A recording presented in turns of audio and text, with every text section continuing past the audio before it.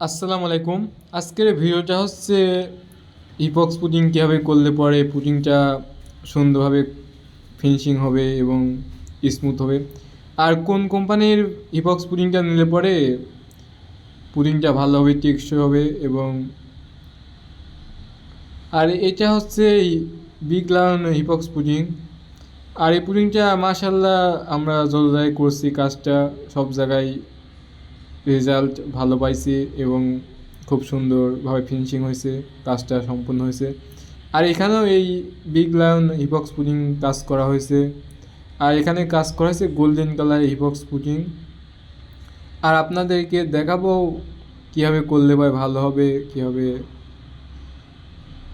আর এই বেসিং হলেও এটা হচ্ছে এক কালারের হিপক্স পুডিং। এটা আপনার হচ্ছে সব রকমের কালার পাওয়া যায় হিপক্স পুডিংয়ের। আর এখানে হিপক্স পুডিংয়ের কাজ চলছে, আপনারা দেখছেন। আর হিপক্স পুডিংয়ের কাজটা যদি স্মুথভাবে সুন্দরভাবে যদি না হয় তাহলে খুবই খারাপ দেখা যায়। আর সবাই পেজটি ফলো করবেন।